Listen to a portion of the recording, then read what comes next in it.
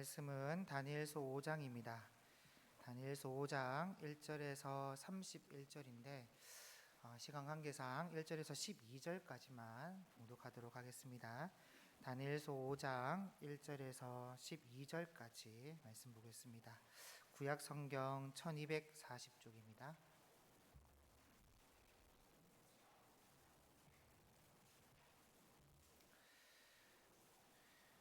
다니엘서 5장 1절에서 12절까지만 보도록 하겠습니다.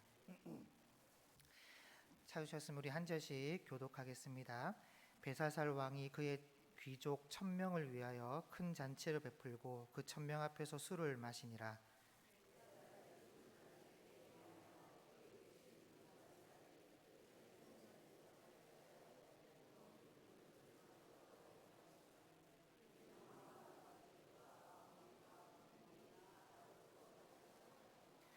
이에 예루살렘 하나님의 전 성소에서 탈취하여 온 금그릇을 가져오매 왕이 그 귀족들과 왕후들과 후궁들과 더불어 그것으로 마시더라.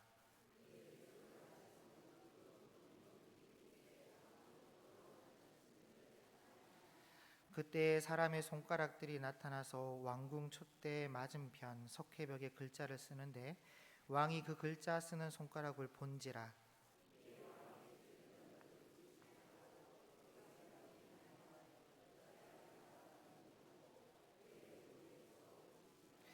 왕이 크게 소리질러 술객과 갈대아 술사와 점쟁이를 불러오게 하고 바벨론의 지혜자들에게 말하되 누구를 막론하고 이 글자를 읽고 그 해석을 내게 보이면 자색옷 옷을 입히고 금사슬을 그의 목에 걸어주리니 그를 나라의 셋째 통치자로 삼으리라 하니라.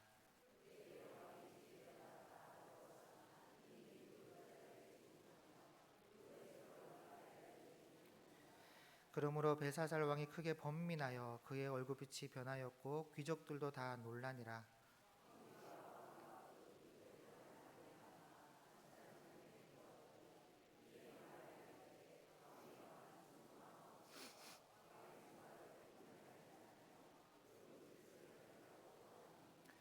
왕의 나라에 거룩한 신들의 영이 있는 사람이 있으니 곧 왕의 부친 때에 있던 자로서 명철과 총명과 지혜가 신들의 지혜와 같은 자니이다. 왕의 부친 느부갓네살 왕이 그를 세워 박수와 술객과 갈대아 술사와 점쟁이의 어른을 삼으셨으니 왕이 베들살사라라 이름하는 이 다니엘은 마음이 민첩하고 지식과 총명이 있어 능히 꿈을 해석하여 은밀한 말을 밝히며 의문을 풀 수 있었나이다. 이제 다니엘을 부르소서. 아멘. 네, 본문의 말씀으로 성경과 역사로 보는 바벨론의 멸망이라는 제목으로 말씀을 함께 나누겠습니다. 오늘은 그 바벨론의 멸망에 대한 성경의 예언을 세계사와 함께 좀 풀어가려고 하는데 하나님의 하신 말씀이 얼마나 정확하게 역사 가운데 이루어졌는지를 함께 살펴보려고 합니다. 어쩌면 하나님의 하신 말씀대로 이루어진 역사를 보는 것만으로도 하나님의 위대하심과 살아계심을 느낄 수 있기 때문에 성경과 역사로 보는 안목을 가지는 것이 중요하다, 그런 생각이 들어요. 그래서 오늘은 성경에 나오는 바벨론에 대해서 바벨론이 중근동의 패권을 장악하고 또 멸망하게 될 것이라는 성경의 예언이 역사 속에 어떻게 이루어졌는지를 살펴보면서 역사의 흐름 속에 계시는 하나님을 배워보려고 합니다. 일반적으로 성경 안에 바벨론으로 등장하는 이 신바벨로니아의 역사는 BC 625년 나보폴라살이 아수르로부터 독립운동을 시작하면서 그때부터 역사가 시작됩니다. 물론 그 앞에 바벨론의 민족적인 역사는 당연히 있지만 신바벨로니아라는 이름의 나라는 나보폴라살부터 시작한다고 볼 수 있어요. 이 나보폴라살은 느부갓네살의 아버지인데 성경에 바벨론 왕의 이름으로 제일 먼저 나오는 사람은 느부갓네살 왕이 아니라 열왕기하 20장에 보면 브로닥 발라단이라고, 이사야서에는 무로닥 발라단이라고 나오는데 이 왕이 히스기야가 이제 병에 걸렸다가 나았다는 소식을 듣고 사신을 히스기야 왕에게 보냈던 왕입니다. 그런데 이 왕은 나보폴라살하고는 다른 왕이고 시간의 텀도 약 한 80년간의 간격이 있어요. 그리고 브로닥 발라단도 이 나보폴라사와 마찬가지로 아수르로부터 독립을 꿈꾸며 크고 작은 전쟁을 일으켰던 왕으로서 결국은 실패하지만 독립운동의 그 정신을 이어줍니다. 그리고 어느 정도 시간이 지나서 한 자수성가한 왕이 나오는데 그게 나보폴라살이고 약 13년 동안 독립전쟁을 해서 결정적인 승리를 BC 612년에 자기 아들 느부갓네살과 함께 아수르를 무너뜨리고 신바벨로니아를 세우게 됩니다. 그런 다음 여러분 나훔서의 이제 바벨론의 멸망이었죠. 나훔서에 예언되어 있는 말씀처럼 그해 612년에 유브라데스 강물이 범람해서 아수르 니누에를 완전히 덮어버리고 1845년 레이하드 고고학자가 발견하기 전까지 역사를 완전히 사라지게 돼요. 그런 다음 바벨론은 그 큰 아수르 땅을 이제 차지해 보겠다고 올라온 애굽의 느고 왕과 갈그미스 전투를 치르게 되고 그때 애굽과의 원정길에서 승리한 바벨론은 예루살렘으로 내려와서 바벨론 1차 침공을 하게 됩니다. 그때 다니엘과 세 친구를 잡아가죠.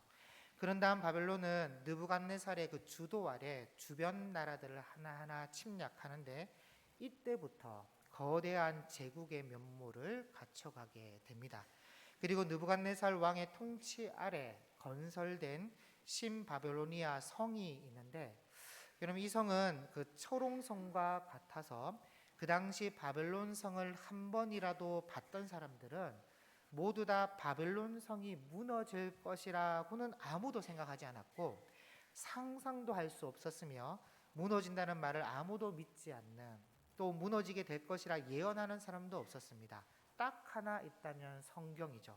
하나님만 바벨론이 무너지게 될 거라 말씀하셨고 여러 선지자를 통해서 이사야서나 예레미야서나 에스겔서나 하박국서나 등 여러 곳에서 바벨론이 무너지게 될 것을 미리 예언으로 말씀하셨습니다. 그리고 오늘 본문에서 하나 좀 살펴봐야 될 것이 있다면 그 본문 22절에 보면 읽지는 않았지만 22절에 보시면 다니엘이 벨사살 왕에게 벨사살이여 왕은 그의 아들이 되어서 이것을 다 알고도 아직도 마음을 낮추지 아니하고 하면서 벨사살이 오늘 읽은 본문에도 나오네요. 12절이나 이때 보면 벨사살이 느부갓네살의 아들처럼 기록되어 있는데 사실은 아닙니다. 히브리 사상을 따라서 성경을 기록할 때 그 히브리 사상을 따라 기록해서 그런 건데 히브리어에 아들을 뜻하는 단어가 두 단어가 있어요. 하나는 벤이라는 단어고 하나는 바르라는 단어가 있는데 벤이라는 단어가 진짜 친아들을 말하는 단어고 바르라는 단어는 아들뿐만 아니라 후손까지 아우를 때 쓰는 단어가 바르예요. 여기서 그래서 그의 아들이 되어서 또는 느부갓네살의 아들이 되어서라고 말을 할 때는 이 아들은 바르로 되어 있습니다. 바르, 후손의 개념인 것이죠. 그래서 간단하게 먼저 세계사에 나오는 신바벨로니아의 왕의 순서를 좀 정리해 드리면 BC 625년에 나보폴라살이라는 왕이 아수르의 속국으로 있다가 독립을 하고 BC 612년에 나보폴라살이 니느웨를 함락시키면서 신바벨로니아가 역사의 이제 무대 위로 올라오게 됩니다.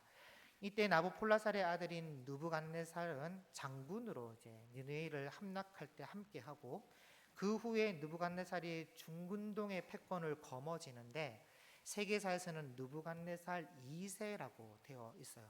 그리고 이 느부갓네살을 이어서 왕이 된 사람이 느부갓네살의 아들인 아멜 마르두크라는 성경에는요 에빌 무로닥이라고 나오는데 이 사람이 유다 왕 여호야긴을 감옥에서 석방해 준 왕으로 열왕기하 25장 27절에 나오고 있습니다. 이게 진짜 아들이에요.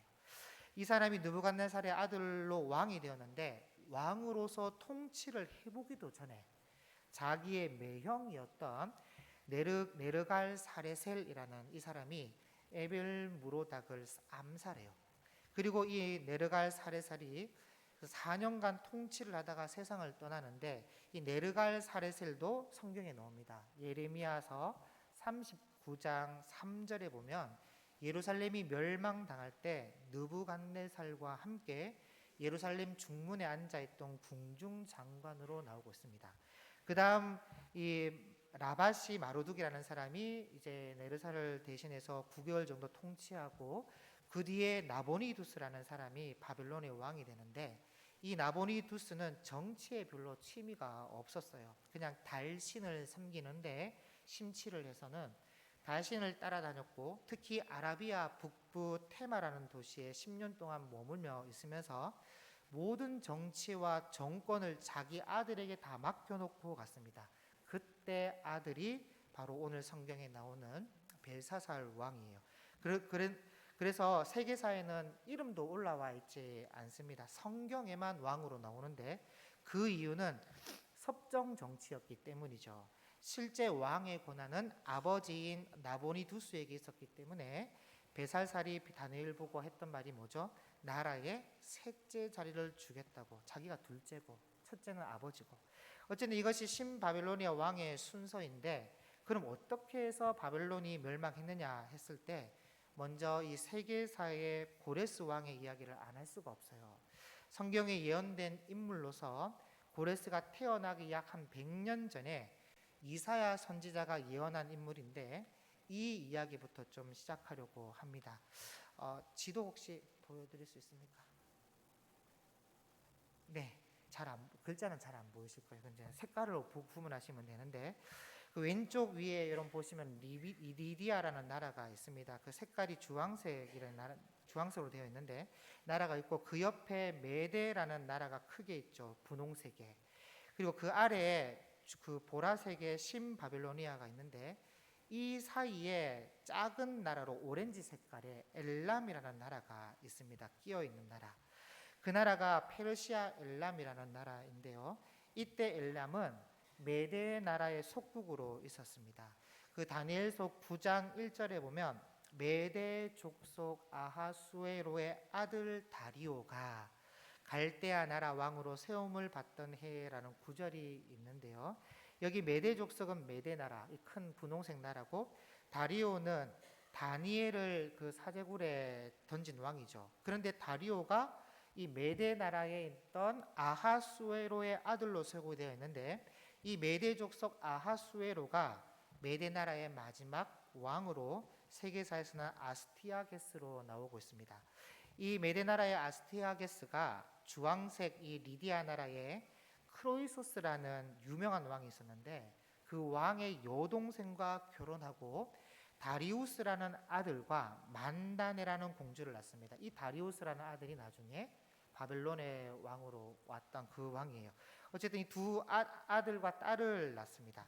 이 다리우스는 그 다니엘을 사자굴에 던진 왕으로 유명하니까 잘 아시겠지만, 사실 이 만다네라는 공주가 메데 나라에서는 아주 유명하고 똑똑하고 총명하기로 뛰어났던 인물이에요.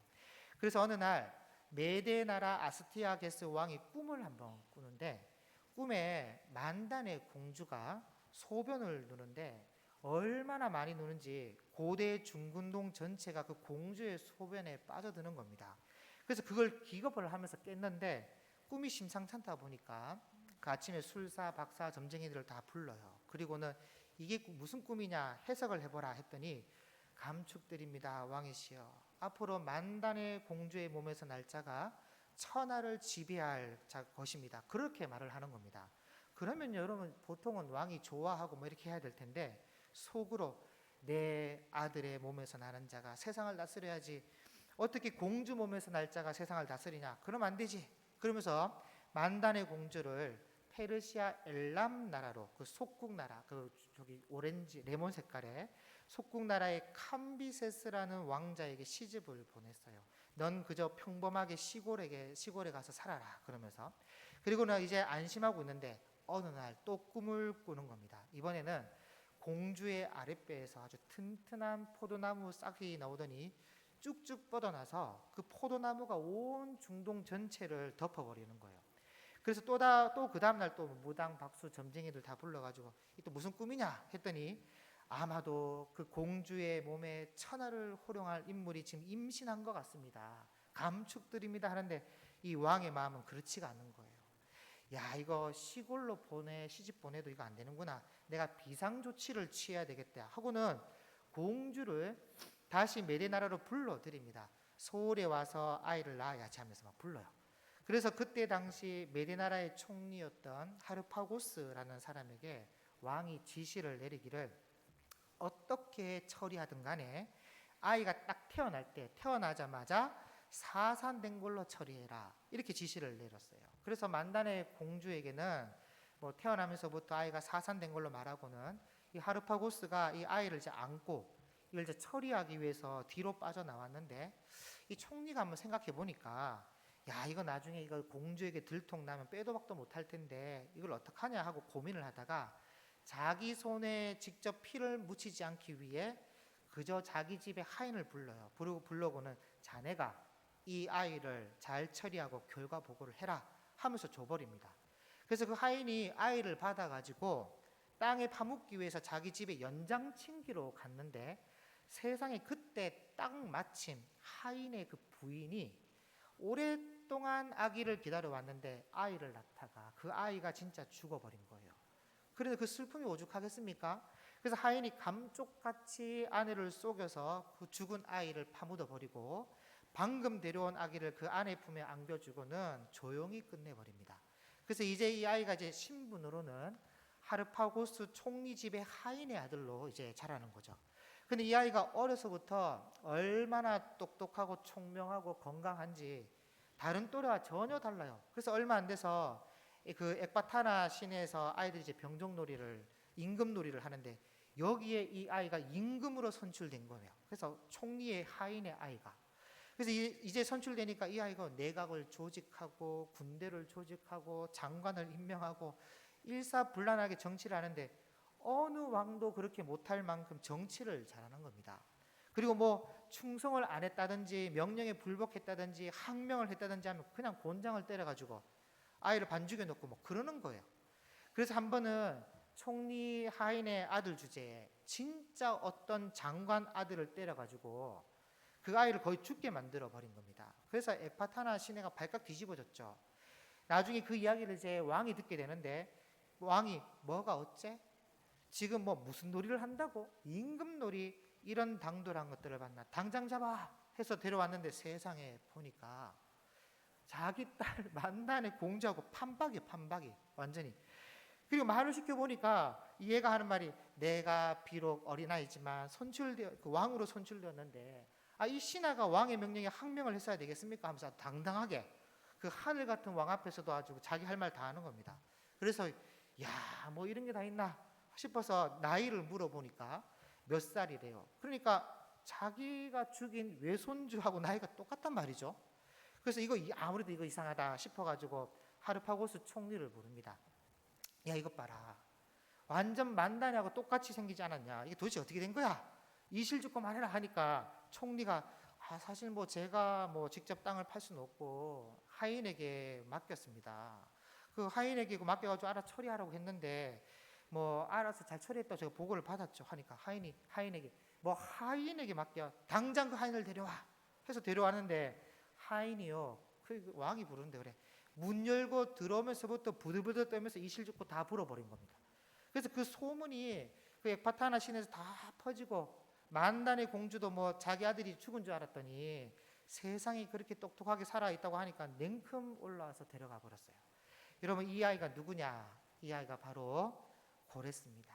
여러분 우리 성경에는 고레스라고 나오는데 세계사에는 퀴로스라고 불러요. 그래서 이 고레스가 엘람 나라 페르시아로 내려가서는 거기서 그 총명한 똑똑한 그 어머니한테 이제 제대로 배우는 거죠. 거기다가 이 아이가 크면서 얼마나 그 기지가 뛰어난지 고레스 자체가 일반 사람이 상상하지 못할 만큼 이 총명해서 이 아이 자체가 그래서 청년이 됐을 때는 이미 그 지역 전체 청년들을 규합해서 조직적으로 힘을 키우는데 이게 나중에 메대 나라로 소문이 이제 흘러 들어가죠. 어쨌든 하르파고스 총리가 고레스 아이를 죽인 것을 이제 실패했기 때문에 아스티아게스 왕이 총리를 불러가지고 책임을 이제 추궁하는데, 사실 그때 그 하르파고스 총리는 죽을 줄 알았죠. 근데 그 죽는 게 아니고 왕이 하는 말이 뭐 그래 어쨌든 간에 이왕 이렇게 된 거 어떡하겠냐, 오히려 아이가 살아 있었으니 뭐 다행이지 뭐 하고 그냥 넘어가는 겁니다. 그래서 총리는 다행이다 하면서 그렇게 있었는데, 어느 날 왕이 귀인들을 이제 모셔놓고 만찬에 이제 총리를 초대한 겁니다. 그래서 갔더니 다른 사람들의 그 쟁반에는 다 오픈되어 있는데 자기가 먹을 식탁에는 시커먼 보자기로 이렇게 덮여져 있는 거예요. 그래서 무슨 이런 특별한 요리가 있는가 하면서 음식을 이제 먹어 내려가는데, 한참을 먹다 보니까 그 밑에서 한 아이의 손이 나오는 거예요. 그래서 총리가 질겁하면서 자리를 벅차고 일어나 이게 뭐야 하면서 음식을 뒤집어 보는데, 보니까 세상에 자기 아들의 머리와 손이 나오는 거예요. 그러니까 이 왕이 아스티아게스 왕이 총리의 아들을 잡아가지고 그 아버지에게 먹게 한 건데, 세상에 실패한 것에 대한 보복을 이런 식으로 이 절대 권력의 그 본보기로 이렇게 삼는 겁니다. 물론 그 시대의 총리는 뭐 신하일 뿐이고 왕은 마음대로 할 수 있다 하지만 그래도 사람인데 그 반감이 안 생기겠습니까? 그래서 그 자리를 박차고 일어나서는 그 뒤로 속으로 이제 절치부심을 하는 거죠. 그리고 그 이후로부터 이제 하르파고스 총리가 고레스에게 좀 마음을 이제 기울이기 시작하는데, 고레스에게 밀서를 보내면서 때를 기다리자, 힘을 기르고 있자 이렇게 하고 또 토끼를 잡아다가 그 속에 편지를 넣어 보내기도 하고, 그렇게 소식을 서로 주고받고 있었는데, 어느 날 엘람 페르시아에 있는 고레스가 청년들을 규합해서 군대를 조직하고 점점 힘을 키우고 있다는 소식이 이 왕의 귀에 들렸어요. 그래서 왕이 야 이거 아무래도 안 되겠다, 외손주지만 이번에는 아예 뿌리를 뽑아버려야 되겠다 하면서 선전포고를 하고 당장 고레스를 잡아 소환하도록 토벌령을 내렸는데, 그 토벌령이 내리면서 하르파고스 총리를 총지휘관으로 맡기는 겁니다. 너에게 다시 한번 내가 기회를 주겠다, 이번엔 절대로 실수 없이 반드시 고레스를 잡아 오도록 해라 해서 총리가 군대를 이끌고 이제 고레스를 잡으러 가는데, 그때 메데 바사의 그 군대란 대단했습니다.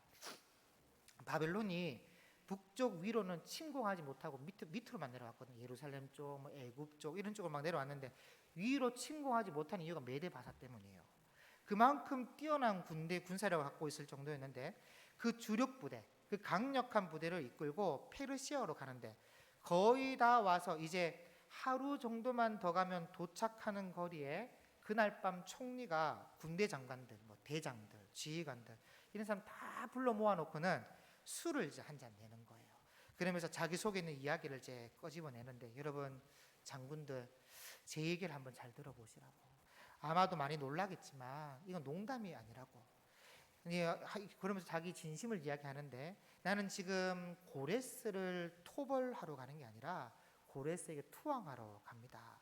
내가 왜 이런 결단을 내리게 됐는지는 아마 여러분들도 다 아실 겁니다 라고 하니까, 그 총리의 아들이 어떤 식으로 죽었는지를 다 아니까 그 자리에 있던 모든 장군들이 까짓것 총리가 고레스에게 투항하겠다는데 우리도 총리의 결정에 함께 하도록 하겠습니다 하면서 모두 다 총리와 생사고락을 함께 하겠다고 의기투합해 버린 겁니다. 뭐 물론 이제 미리 심어놓은 이제 장군들이 있었고, 총리가 이야기하면 바람잡이 역할 할 사람도 심어놓고 그렇게 하는데 분위기도 있고 하니까 전부 다 나도 총리와 함께 하겠어 하면서 다 넘어가 버린 거예요. 그래서 그 군대 메데 바사의 주력 부대가 고레스에게 그냥 다 넘어가 버렸어요. 그러니 뭐 고레스는 뭐 싸우지도 않고 날개를 달아버린 거죠.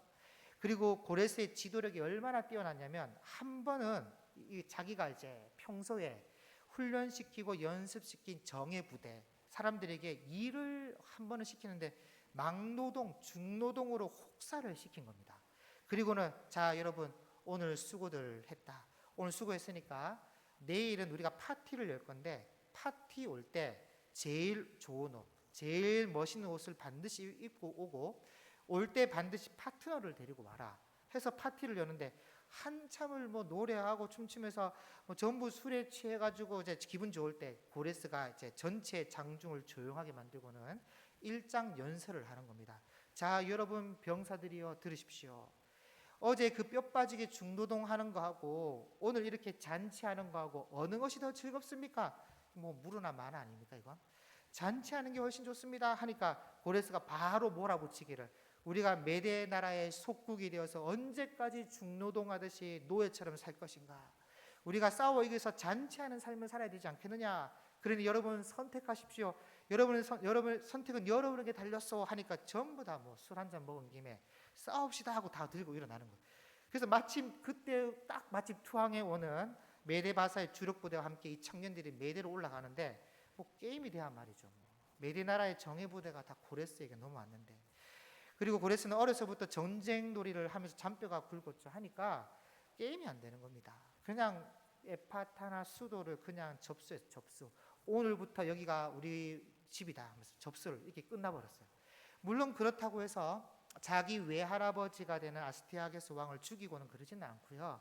그냥 통치권만 인수받아서 끝내버립니다. 이렇게 해서 이른바 진짜 페르시아, 성경에는 메데 바사, 메데 페르시아라고 나오는 이 한 나라가 이렇게 되었어요.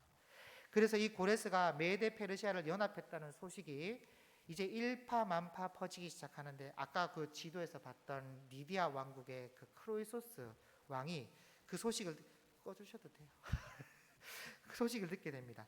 뭐 지금 고레스라는 이마에 피도 안 마른 놈이 지금 뭐 내 여동생이 있는 나라를 접수했다고, 야 이거 그냥 가만뒀다가는 나중에 부담스러운 존재가 되겠네 하면서 이참에 고레스를 무너뜨리고 큰 제국을, 이제 리디아 왕국 크로이소스가 자기 제국을 만들어 보겠다고 전쟁을 일으키는데, 그게 어디서 부딪히냐면 길르기아 지방이라고, 잘 됐네요 지도에. 저기 보면 주황색과 분홍색 사이에 오렌지 색깔이, 저기 길르기아 지방입니다. 저 지방에서 서로 충돌합니다. 그때 크로이소스는 고레스가 그냥 젊은 못 모르는 하룻 강아지인 줄 알았는데 세상에 만나보니까 그게 아니라 날개 달린 표범이에요. 얼마나 그 군대가 날쌘지 크로이소스 군대가 일격에 그냥 무너지는 거예요. 그래서 그 길로 바로 퇴각을 하는데, 크로이소스가 퇴각하면서 설마 사르디스, 이 사르디스가 성경은 4대입니다. 4대. 사르디스 4대까지 따라오기야 하겠어 하고 안 따라올 줄 알고 퇴각했는데, 고레스는 안 따라올 줄 알고 도망가는 줄 알고 따라갔어요. 이해되시죠? 한 수 더 본 거예요. 그래서 리디아도 함락됩니다.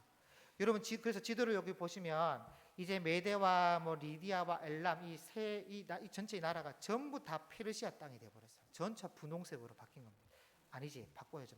레몬색으로 다 바뀐 거예요. 그런 다음 고레스가 크로이소스를 이제 고레스의 국사로 이제 모시는데, 제가 시간 관계상 이 리디아 왕국과의 전쟁 비화와 크로이소스 참 재밌는 게 많은데 생략하겠습니다.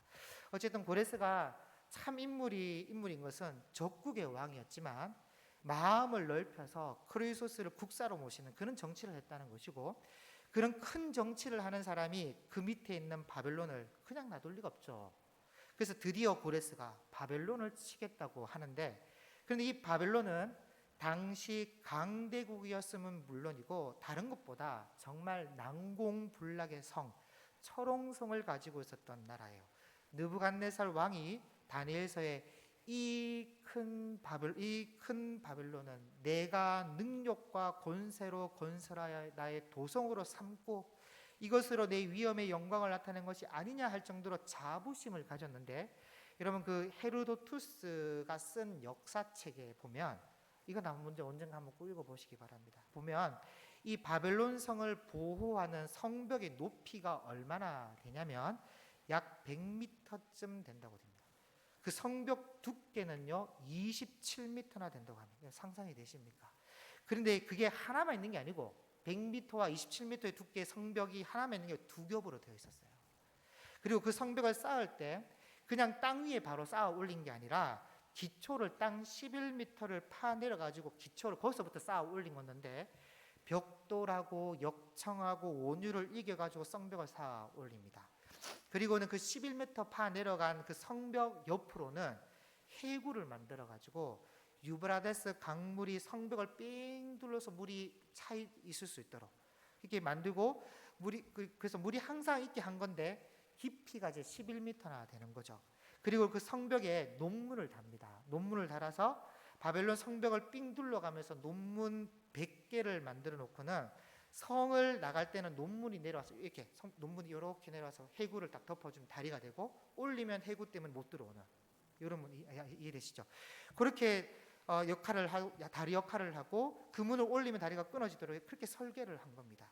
그리고 그 유브라데스 강물이 바벨론 성 중앙으로 통과되어서 성 반대편으로 빠져나가도록 만들어놨는데, 그 당시에 어떻게 그런 공학 기술이 있었는지 정말 대단한 성이었고, 안에서 작정하고 열어주지 않는 이상 이 성이 무너진다는 것은 불가능한 소리였습니다. 그때 무슨 폭탄이 있는 것도 아니고 길거리에서 봐야 뭐 공성태 정도가 단데, 그 돌 던져서 27m 두께의 성벽을 어떻게 뚫고, 그것도 두 겹인데, 그리고 화살을 쏜다 해도 100m 높이를 어떻게 쏩니까? 그러니까 바벨론이 무너진다는 것은 말도 안 되는 소리였어요. 그런데 지금 고레스가 이런 바벨론을 무너뜨리겠다고 출격하는 겁니다. 그러니까 고레스의 배짱이나 용기나 이런 것은 천하가 감당을 못해요. 그래서 이제 페르시아가 바벨론 정벌을 이제 떠나는데, 그날 이제 떠날 때 고레스는 하얀 말, 티 하나 없는 백마, 순백의 백마 4마리를 앞뒤로 이제 2마리씩 다 끄는 황금 마차를 타고 폼나게 가는 거죠. 그런데 엘람에서 바벨로니아로 가는 길에 반드시 건너야 될 강이, 그게 유브라데스 강이 있어요.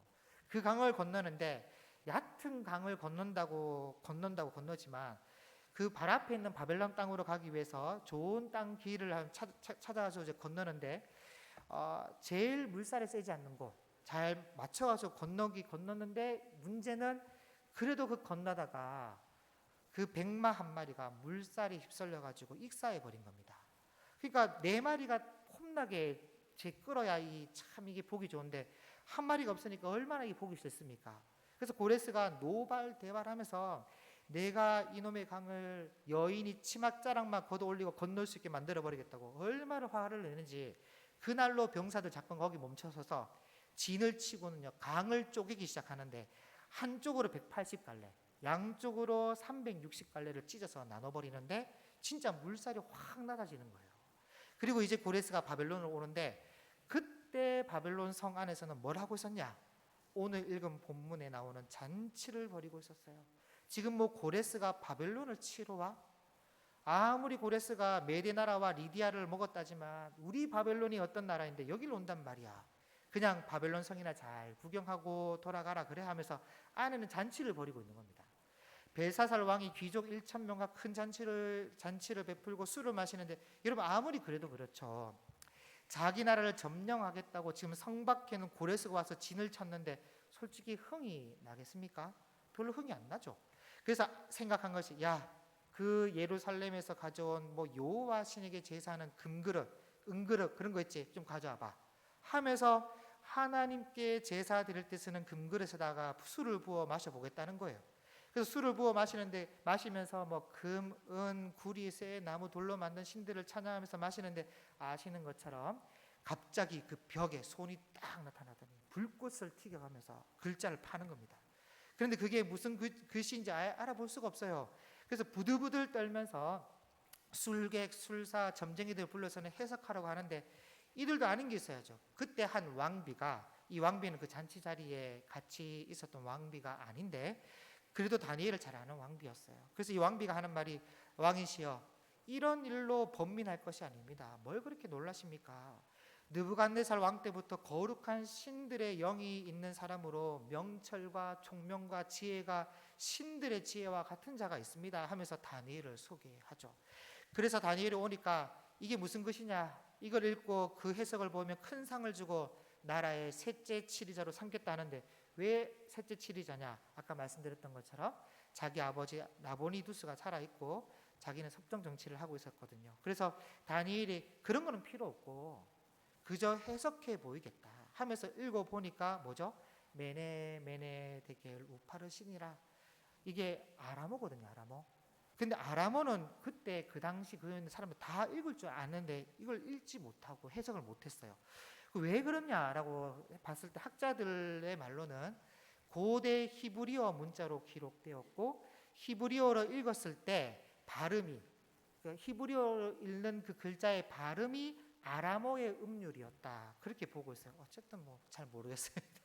어쨌든 그 뜻이 세어보고 달아보니 나눠야겠다, 그런 뜻인데, 왕이 하나님의 저울에 달려서 함량 미달로 나타났다는 겁니다. 그래서 진짜 그날 밤에 꽝꽝꽝 하며 문을 두드리는 소리와 함께 성이 함락당하는데, 여러분 어떻게 함락당했냐? 여러분 고레스가 유브라데스 강물을 양쪽 360갈래로 나눴잖아요. 그것 때문에 유브라데스 강물의 수위가 확 낮아진 거예요. 그래서 바벨론 성에 와서 보니까 성벽을 둘러싸고 있던 해구의 수위가 낮아져서 성 중앙으로 통과되는 수구가 거기에 드러나게 된 겁니다. 그래서 그날 밤에 수구로 급습해서 성을 함락해 버렸어요. 여러분 다니엘서 5장 30절에 보면 그날 밤에예요. 손이 나타난 그날 밤에 갈대아 왕 벨사살이 죽음을 당하였고 메대 사람 다리오가 나라를 얻었다, 그렇게 되어 있는데, 여러분 백마 한 마리 잃어버리고 성을 얻었으면 참 괜찮은 장사죠. 그래서 정말 이 사건은 하나님의 계시적 사건이라 할 수 있는데, 하나님께서 이미 바벨론 성을 무너뜨리겠다고 성경에 기록해 놓았고, 그때 그 말씀을 믿든 말든 간에 사람들이 볼 때는 절대로 무너질 수 없고 무너진다는 것은 상상조차 안 되는 그런 일이 일어나게 된 것입니다. 그래서 이것이 얼마나 천지대격변할 만한 사건이었는지, 이런 말씀 있죠. 무너졌도다 큰 성 바벨론이여 하는 말씀 들어보셨죠? 이것이 요한계시록까지 기록되어 있는데, 그 무너짐의 대명사가 된 거죠. 그만큼 세계사에 있어서 10손가락 안에 들만한 빅뉴스 중에 뉴스였습니다. 그래서 함락한 바벨론 성은 자기 어머니 오빠인 외삼촌인 다리우스에게 맡기고 자기는 다시 엘람으로 돌아가는데, 이때 외삼촌의 나이가 62세였어요. 그리고 그때가 BC 539년이고 1년 뒤에 고레스가 바벨론까지 해서 전체 함락한 모든 나라의 초대 왕으로 등극합니다.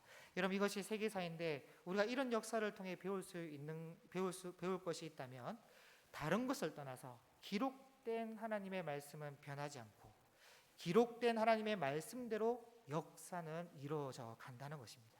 사람들의 생각은 그게 말이 되냐 할지 몰라도 확실한 것은 하나님의 말씀대로 이루어진다는 것이에요. 여러분 고레스가 칙령을 내리면서, 이거 유명하죠. 고레스 칙령. 에스라서 1장에 역대하서 마지막 장에도 마지막 절에도 나오지만은 에스라서 1장에 뭐라고 기록하고 있냐면, 바사왕 고레스는 말하노니 하늘의 하나님 여호와께서 세상 모든 나라를 내게 주셨고, 여러분 이런 말이 고레스 입에서 나에게 명령하사 유다 예루살렘에 성전을 건축하라 하셨나니 이스라엘의 하나님은 참 신이시라. 이 고레스가 하는 고백이에요. 너희 중에 그의 백성 된 자는 다 유다 예루살렘으로 올라가서 이스라엘 하나님 여호와의 성전을 건축하라. 그는 예루살렘에 계신 하나님이시라. 이런 말을 했는데, 여러분 솔직히 가능한 말이라 생각하십니까 이게? 여러분 고레스는 하나님을 몰랐던 사람이고, 종교도 그 페르시아의 조로아스터교, 불화교라고 불을 숭배하는 조로아스터교를 믿었던 사람입니다. 그런데 이렇게 고백하면서 성전을 지으라고 돌려보냈다는 것은 다른 이유가 없어요. 바로 기록된 성경의 힘이라는 것이죠. 여러분 고레스가 바벨론을 점령했을 때 그때 다니엘이 살아 있었습니다. 3년을 더 삽니다. 그리고 고레스가 이렇게 고백하면 칙령을 내리거든요. 그 뒤에 3년 뒤에. 그래서 아마도 다니엘이 교육했을 것이고, 그리고 교육 교재가 기록된 성경밖에 더 있겠습니까? 여러분 이사야 44장 28절에 보면 제가 읽어드릴게요. 고레스에 대하여는 이르기를 내 목자라. 이사야가 하는 말이죠. 이사야가 쓰는 글이죠. 내 목자라. 그가 나의 모든 기쁨을 성취하리라 하며, 예루살렘에 대하여는 이르기를 중건되리라 하며, 이게 성전을 중건시킨 중건되리라 하며, 성전에 대하여는 네 기초가 놓여지리라 하는 자니라. 이미 100년 전에 이사야서에 고레스가 이렇게 칙령을 내릴 것을, 이런 말씀과 그 다음 장입니다. 이사야 45장 1절에 여호와께서 그의 기름 부음을 받은 고레스에게 이같이 말씀하시되 내가 그의 오른손을 붙들고 그 앞에 열국을 항복하게 하며 내가 왕들의 허리를 풀어 그 앞에 문들을 열고 성문들이 닫히지 못하게 하리라. 내가 너보다 앞서가서 험한 곳을 평탄하게 하며 논문을 쳐서, 이게 바벨론 논문이거든요. 논문을 쳐서 부수며 쇠빗장을 꽂고 네게 흑암 중에 보화와 은밀한 곳에 숨은 재물을 주어 네 이름을 부르는 자가 나 여호와 이스라엘의 하나님인 줄을 네가 알게 하라. 그래서 알게 된 거예요. 이렇게. 그래서 참 하나님이라 고백하는 거예요. 이렇게. 그러니까 이런 말씀들이 이미 고레스가 태어나기 약 100년 전에 기록된 예언인데 다니엘이 이 말씀으로 교육했을 가능성이 있다는 것이죠. 그렇지 않고서는 하늘의 하나님 여호와께서 세상 모든 나라를 내게 주셨다, 이런 말을 고레스가 할 필요도 없고 할 수가 없어요. 예언된 성경을 읽지 않고서는 그렇지 않습니다. 깜짝 놀랐겠죠. 그러므로 여러분, 다 떠나서 기록된 성경이 얼마나 중요한지를 우리가 모릅니다. 앞으로 일어나게 될 우리의 미래의 일도 모두 다 기록된 성경대로 이루어질 것이고 우리는 그것을 묵도하게 될 것입니다. 그렇게 우리 모두 다 완전한 계시로 기록되어 있는 성경을 여러분들 사랑할 수 있기를 바라고, 기록된 성경 앞에 우리 자신을 비춰보며 하나님이 이뤄가실 역사의 흐름 속에 여러분 작지만 각 현장의 주인공이 되어서 하나님께 쓰임받는 저와 여러분이 될 수 있기를 주님의 이름으로 축복합니다. 기도하겠습니다. 하나님, 오늘 기록된